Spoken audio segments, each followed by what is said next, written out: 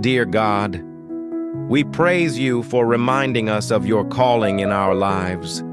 Cause us to be faithful always.